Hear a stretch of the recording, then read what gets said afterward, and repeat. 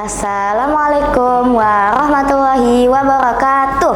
Alhamdulillahirrabbilalamin. Wassalatu wassalamu ala asyrafil anbiya'i wal mursalin wa ala alihi wa sahbihi ajamin, amma ba'd. Puji syukur, marilah kita panjatkan kehadirat Allah subhanahu wa ta'ala atas rahmat dan hidayahnya. Kita masih diberi kesempatan untuk melaksanakan ibadah di bulan suci Ramadan. Tak lupa, salawat serta salam kita haturkan kepada junjungan kita Nabi Muhammad sallallahu alaihi wasallam. Berkat jasa beliau, kita dituntun ke jalan yang benar dari zaman jahiliyah hingga zaman sekarang ini. Para pemirsa yang budiman, saya akan membawakan ceramah yang berjudul hadis niat. Innamal a'malu binniyati wa innamal likulli imri'in ma nawa. Artinya, Rasulullah SAW bersabda, sesungguhnya setiap amalan perbuatan disertai niat, dan sesungguhnya setiap orang akan mendapatkan balasan dengan apa yang ia niatkan. Hadis riwayat Bukhari. Hadis ini menjelaskan bahwa setiap amalan benar-benar tergantung pada niat, dan sesungguhnya setiap orang akan mendapatkan balasan dengan apa yang ia niatkan. Balasannya sangat mulia ketika seseorang berniat ikhlas karena Allah, berbeda dengan seseorang yang berniat beramal hanya karena mengejar dunia, seperti hanya karena mengejar wanita. Dalam hadis ini disebutkan contoh amalannya, yaitu berhijrah. Ada yang berhijrah karena Allah, dan ada juga yang berhijrah karena mengejar dunia.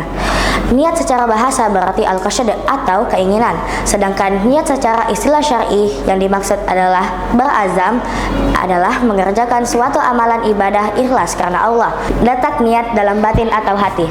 Kalimat sesungguhnya setiap amalan perbuatan disertai niat ini dilihat dari sudut pandang al-manwi, yaitu amalan, sedangkan kalimat setiap orang akan mendapatkan balasan dengan apa yang ia niatkan ini dilihat dari sudut pandang al-manwi lahu, yaitu kepada siapakah amalan tersebut ditujukan, kepada ikhlas lillah ataukah kepada selainnya.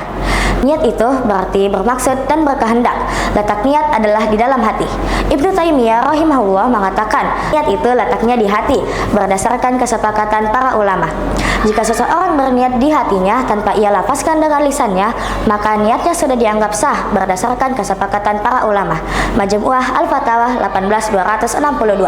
Syekhul Islam Ibnu Taimiyah rahimahullah menjelaskan, siapa saja yang menginginkan melakukan sesuatu, maka secara pasti ia telah berniat. Semisal di hadapannya disodorkan makanan, lalu ia mempunyai keinginan untuk menyantapnya, maka secara pasti ia telah berniat. Demikian ketika ia ingin berkendaraan atau melakukan perbuatan lainnya. Bahkan jika seseorang dibebani suatu amalan lantas dikatakan tidak berniat, maka sungguh ini adalah pembebanan yang mustahil untuk dilakukan, karena setiap orang yang hendak melakukan suatu amalan yang disyariatkan atau tidak disyariatkan, pasti ilmunya telah mendahulunya dalam hatinya.